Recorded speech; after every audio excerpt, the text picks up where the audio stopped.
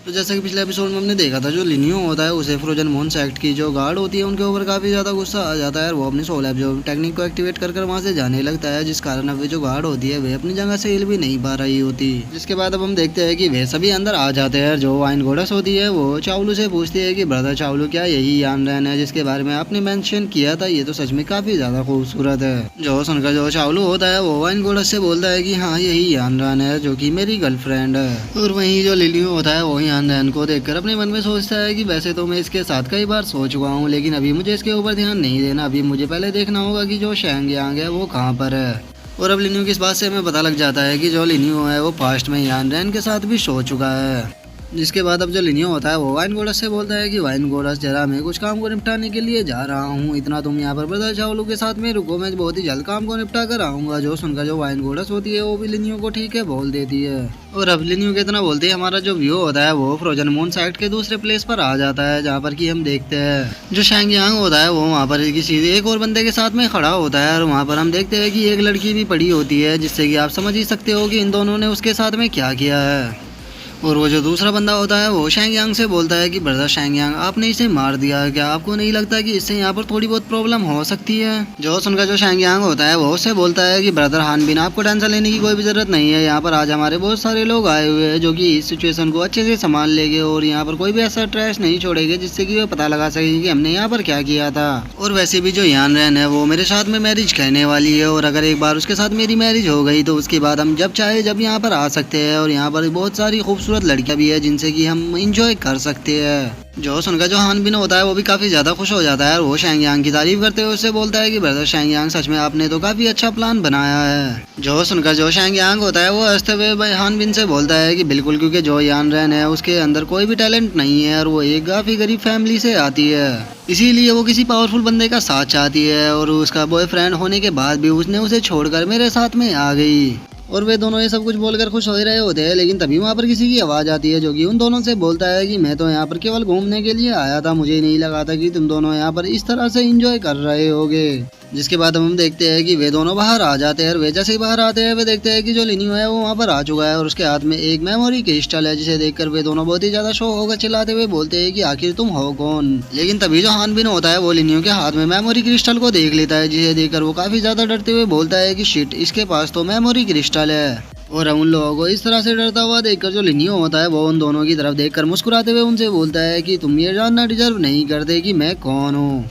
जो सुनकर अब जो हान बिन होता है वो शैंग यांग से बोलता है कि ब्रदर शैंग यांग, तुम्हें यहाँ से जाना चाहिए क्योंकि तुम्हारी जो मैरिज है वो बहुत ही जल्द होने वाली है, तो तुम्हें जाकर उसके लिए प्रिपरेशन करनी चाहिए। इस बंदे का कल्टीवेशन इतना ज़्यादा नहीं है, मैं इसे आराम से हैंडल कर सकता हूँ। जो सुनकर जो शैंग यांग होता है वो वहाँ से जाते हुए हान बिन से बोलता है कि ब्रदर हान बिन, मुझे आपके ऊपर पूरा यकीन है और एक बात का ध्यान रखना कि इसके पास जो मेमोरी क्रिस्टल है उसे लेकर तबाह कर देना, नहीं तो वो हो सकता है कि हम लोगों के लिए काफ़ी बड़ी प्रॉब्लम बन जाए। जो सुनकर जो हान बिन होता है वो सीधे लिनियो की तरफ अटैक करने के लिए बढ़ने लगता है और वो लिनियो की तरफ अटैक करते हुए शैंग यांग से बोलता है कि ब्रदर शैंग यांग, ये मेरे सामने चींटी है, इसे मैं अभी ख़त्म कर दूंगा। और इतना बोलकर जो हान बिन होता है वो लिनियो के ऊपर अटैक करने के लिए आ जाता है और वो लिनियो के ऊपर अटैक करते हुए उससे बोलता है कि तुम किधर जा रहे हो। और शैंग यांग को अपनी तरफ आता हुआ देखकर जो लिनियो होता है वो शैंग यांग की तरफ देखते हुए उसे बोलता है कि मुझे लगा था कि तुम दोनों मेरे ऊपर अटैक करोगे, लेकिन यहाँ पर तो तुम अकेले ही आ रहे हो। जो सुनकर जो हान बिन होता है वो लिनियो की तरफ अटैक करते हुए उसे बोलता है कि तुम्हें खत्म करने के लिए मैं अकेला ही काफी हूँ, तो अब मरने के लिए तैयार हो जाओ। और इतना बोलकर वो लिनियो के ऊपर अटैक करने वाला होता है, लेकिन तभी जो लिनियो होता है वो अपने डेविल हैंड टेक्निक का यूज कर देता है, जिस कारण अब जो हान बिन होता है वो लिनियो के उस डेविल हैंड के नीचे दब जाता है। और अब लिनियो की ऐसी पावर को देखकर जो हान बिन होता है वो बहुत ही ज्यादा डर चुका होता है और वो चिल्लाते हुए लिनियो से बोलता है कि नहीं, ऐसा नहीं हो सकता, आखिर तुम हो कौन।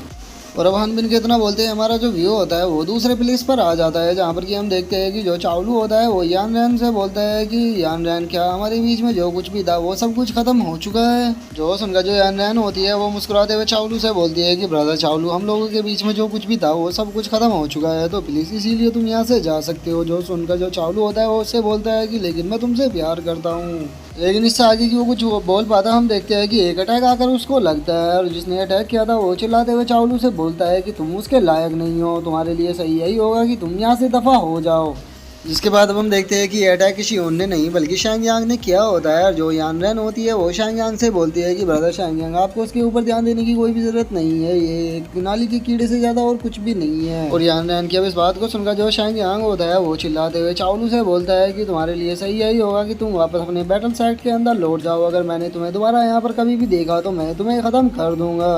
और अब यान रैन के ऐसे रूप को देखकर जो चावलू होता है उसकी आंखों में आंसू आ जाते हैं और वो यान रैन से बोलता है कि सिस्टर यान रैन, मैंने आखिर ऐसा क्या किया है जो आप मेरे साथ ऐसा कर रही हो। जो सुनकर जो यान रैन होती है वो चावलू की तरफ देखते हुए उससे बोलती है कि चावलू, तुमने कुछ भी गलत नहीं किया है और मैं जानती हूँ कि तुम मुझसे प्यार करते हो, इसीलिए मैं तुम्हें एक और मौका देना चाहती हूँ। तुम्हें ब्रदर शांग यांग के साथ में फाइट करनी होगी। अगर तुम इस फाइट को जीत जाते हो तो मैं तुम्हारे से शादी कर लूंगी। और यान रैन के इतना बोलते के साथ ही अब हम देखते हैं कि जो लिन्यू होता है वो वहाँ पर आ जाता है और वो वहाँ पर आते हुए उससे बोलता है कि क्या तुम इस लायक भी हो कि ब्रदर चावलू तुम्हारे लिए यहाँ पर फाइट करे। तुमने मेरे ब्रदर को यहाँ पर इतना ज़्यादा ह्यूमिलेट किया है, इसीलिए मैं तुम्हारे लिए यहाँ पर एक प्रेजेंट लेकर आया हूँ जो कि मेरे ब्रदर की ह्यूमिलेट का एक तुम्हारे लिए तोहफा है। और लिन्यू के तरह बोलते हैं हम हानबिन को देखते हैं जिसे कि लिन्यू ने हाथ में पकड़कर लटकाया होता है और वो पूरी तरह से बेहोश भी हो चुका होता है। और अब हानबिन की ऐसी हालत को देखकर जो शांग यांग होता है उसे बहुत ही ज़्यादा गुस्सा आने लगता है और वो गुस्से में लिन्यू की तरफ देखने लगता है। लेकिन वहीं दूसरी तरफ जो चाऊ और बाकी के लोग होते हैं वे सभी बहुत ही ज़्यादा शौक हो जाते हैं और वे शौक होकर चिल्लाते हुए बोलते हैं कि ये तो हानबिन है।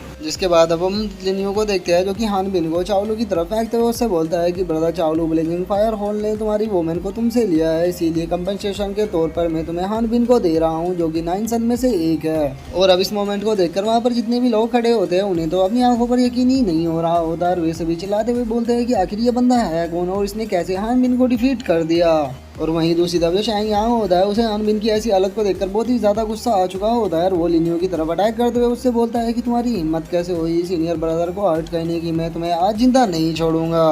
और अब उसके अटैक को देखकर जो लिन्यू होता है वो उसकी तरफ अटैक करते हुए उससे बोलता है कि तुम्हारी इतनी औकात नहीं है कि तुम मुझे यहाँ पर कुछ भी कर सको।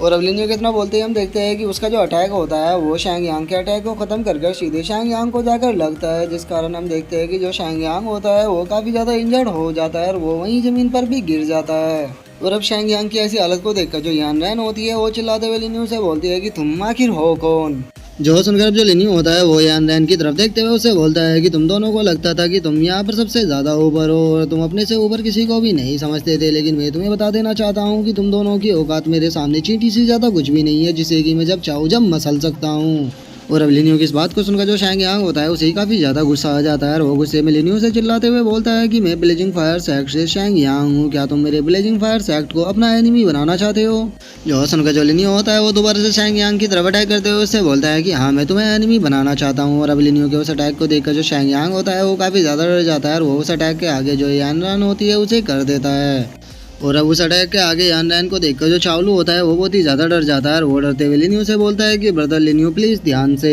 लेकिन शांग यांग की हालत को देखकर जो लिन्यू होता है वो केवल मुस्कुराता है और लिन्यू के मुस्कुराते के साथ ही अब हम देखते हैं कि वो जो अटैक होता है वो अपनी डायरेक्शन को चेंज करके सीधे शांग यांग की तरफ जाने लगता है, जिसे देखकर अब जो शांग यांग होता है वो बहुत ही ज़्यादा डर जाता है और वो बचने के लिए कुछ भी नहीं कर पाता। इसके बाद अब वो जो अटैक होता है वो सीधे जाकर शांग यांग को लगता है और जो शांग यांग होता है वो वहीं पर ही मारा जाता है। और शांग यांग को इस तरह से मरता हुआ देखकर वहाँ पर जितने भी लोग होते हैं वे सभी चिल्लाते हुए बोलते हैं कि इसने तो ब्लेजिंग फायर सेक्ट के 7 सन को मार दिया।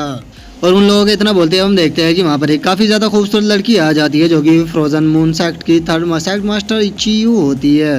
और जो चियू होती है वो वहाँ पर आकर लिन्यू से बोलती है कि तुम आखिर हो कौन और तुम्हारी हिम्मत कैसे हुई हमारे प्लेस के ऊपर मर्डर करने की। और अब सेक्ट मास्टर चियू के इतना बोलते हैं जो हमारा आज का एपिसोड है वो यहीं पे ख़त्म हो जाता है। तो अगर आपको वीडियो अच्छी लगी हो तो वीडियो को लाइक करना, चैनल को सब्सक्राइब करना। मैं मिलता हूँ आप लोगों से नेक्स्ट एपिसोड में, तब तक के लिए बाय बाय गाइस।